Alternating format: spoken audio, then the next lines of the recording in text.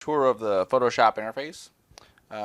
First thing to note is that when you open Photoshop, um, if you've used it before, someone's used it before, you could be using someone else's preferences.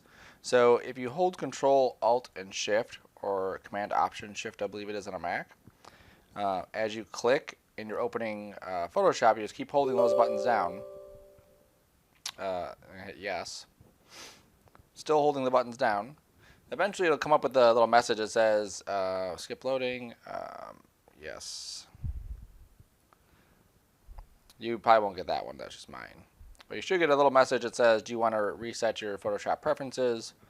And then you could hit OK.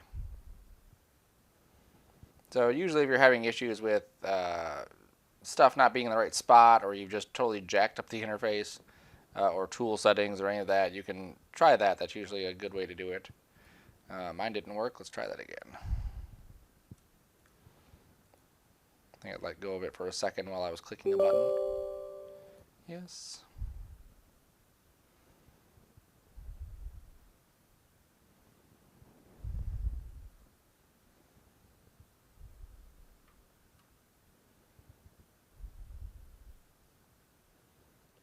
So for whatever reason on my computer today, it wasn't giving me this, allowing me to reset my preferences.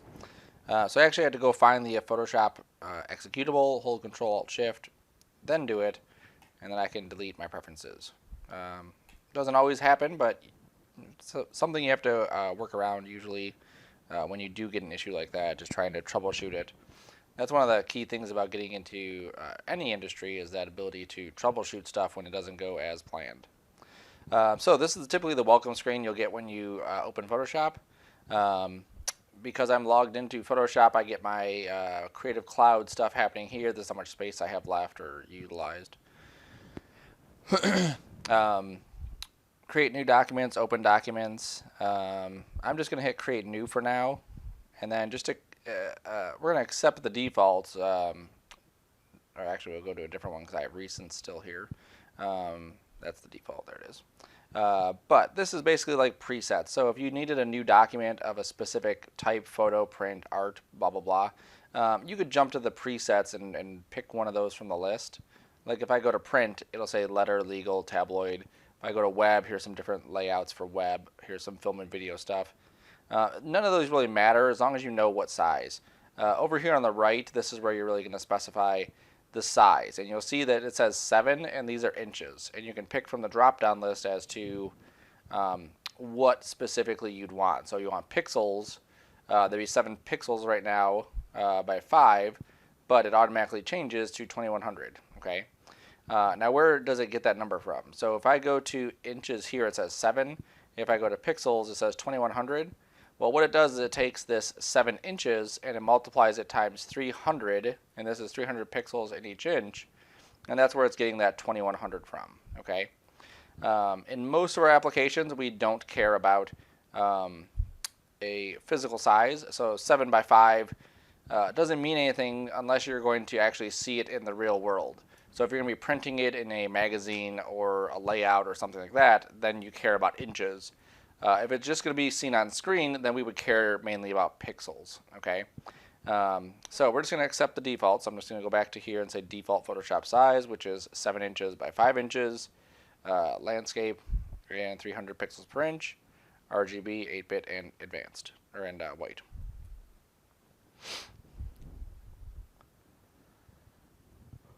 All right, so this is the typical Photoshop layout. Some things to take note of is this toolbar here. You can specify different ways. You can see the toolbar. There's a double arrow on top. If you click it, you'll get the arrows or the icons compressed. If you go the other way, then it's a big, long, stretched out thing. So just a matter of how you want to view that. Depends on your resolution too. If my screen resolution doesn't fit these bottom ones, typically I'll do that. But otherwise, this is kind of like dead space on the side. Okay. Really, you shouldn't rely on these too much. If you can use the hotkeys, then you're like one step ahead of it.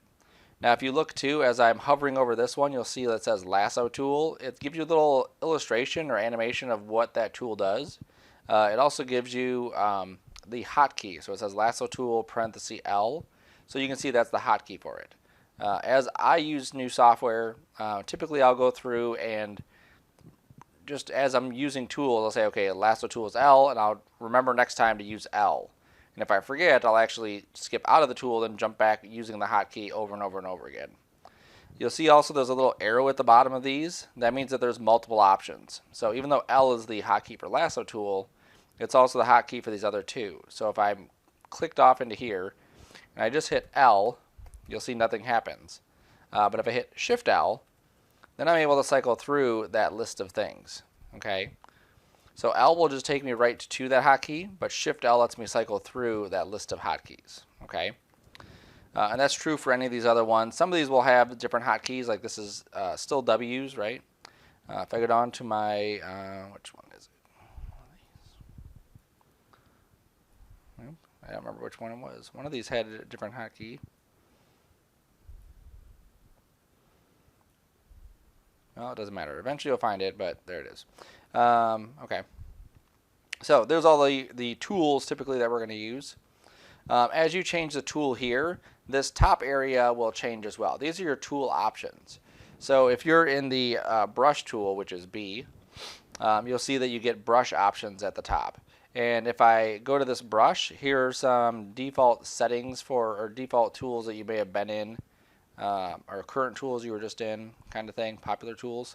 If I go to the next one here, this is going to be the size of the brush, the hardness of the brush, and then again some past used ones, some different brush strokes and sizes and stuff.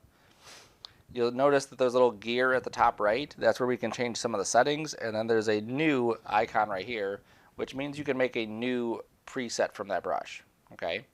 There's also a brush folder, which brings up even more brush settings. Okay.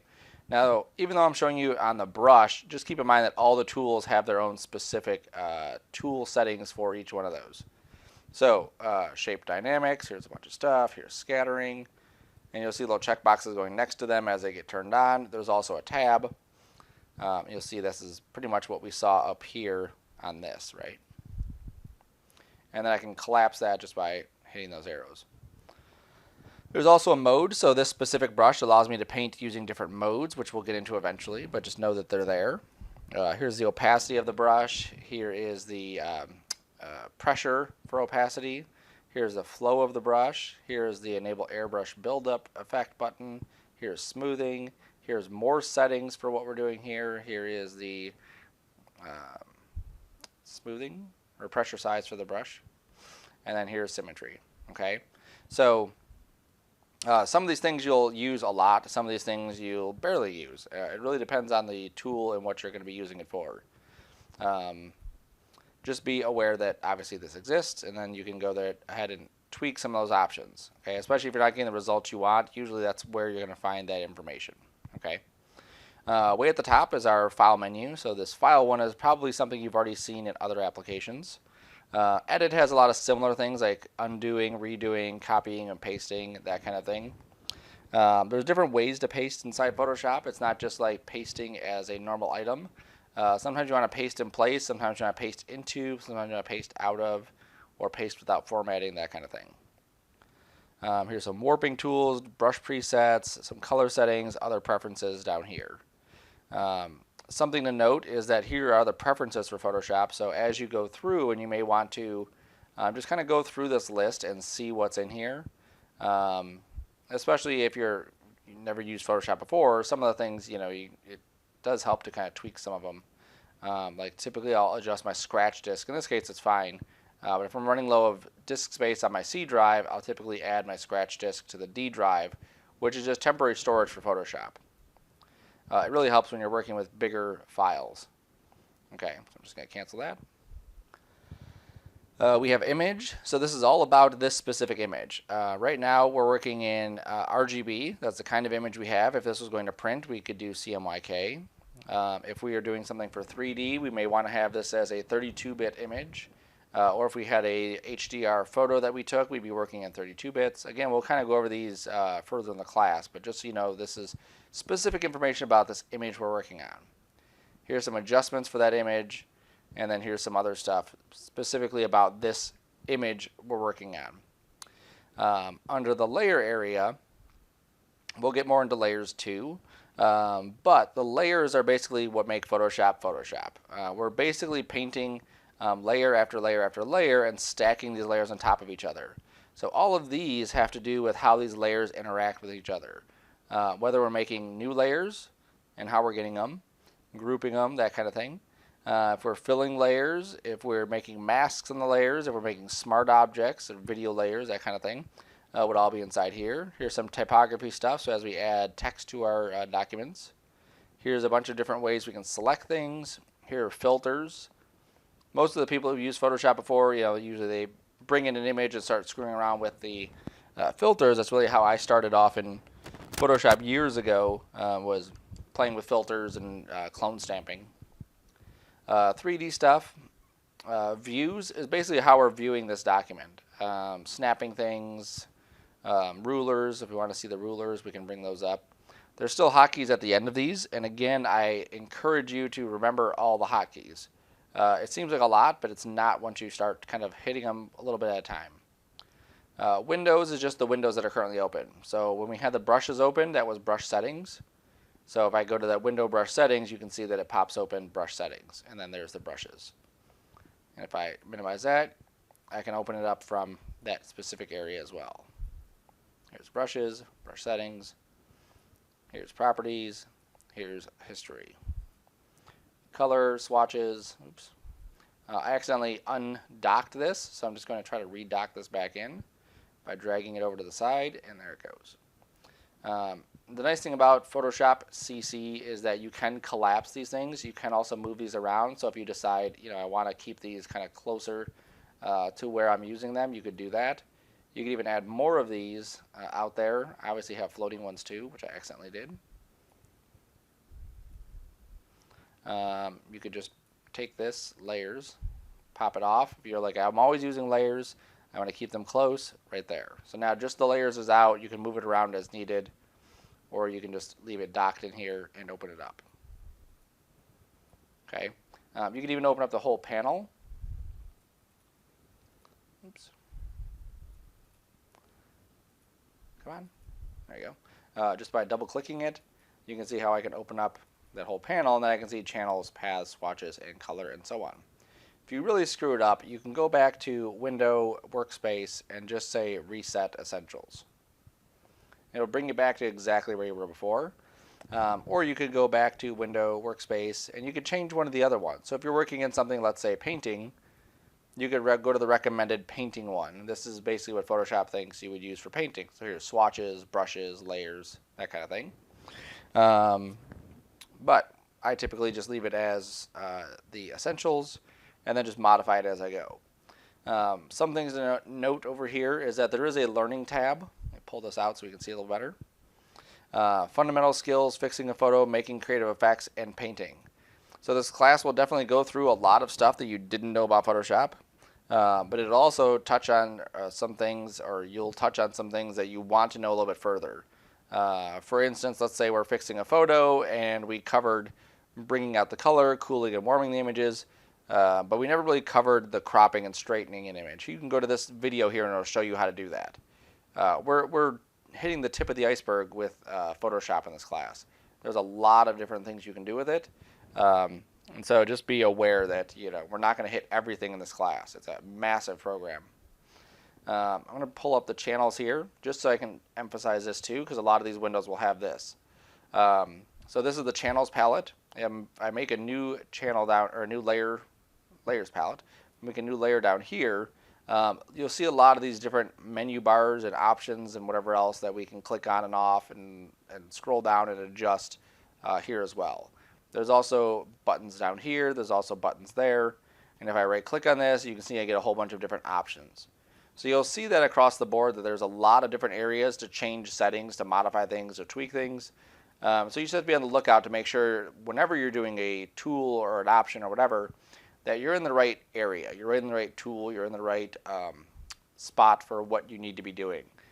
It's very easy to get confused with this, especially just as an example. Let's say that I'm painting this black stripey here, and then I accidentally click on the layer below this and I want to color this red. And as I go through it, I think that it's going to go on top of the black, but it doesn't go on top of the black. And then I'm really confused as to, why is this red going on top of that, or underneath it? I want to go on top. Well, I have to realize I just painted it on a layer below this, so I can drag that layer above, and now the red is on top. Okay, so it's just stuff that you have to be aware of while you're doing your things. Obviously, I can erase. That's a function that most painting programs have. Also, if you're, just so you can see too, if your caps lock is on, the icon will change for your brush. So right now my brush is basically the size of what I'm going to be painting. If my caps lock is on, it doesn't do that. It just gives you this crosshair, which to me has never been helpful. So I typically recommend not having the caps lock on. It just makes it obviously more difficult. All right. When you save your Photoshop documents, typically we're going to be saving these as PSD files. That's the main type of file. You'll see that there's different options depending on what we have as a copy, ICC profile. We really don't have anything different until we start getting into some of these other ones, like let's say JPEG, where we would get more options after we actually hit save. Or if we go to TIFF, some of these other options would pop up as well. And as we have more layers and different things, you'll see these things will also open up. As a copy, layers is now open, and so on. Okay. I'm just going to not save that. So that's your quick tour of Photoshop, just getting around the basic interface of it.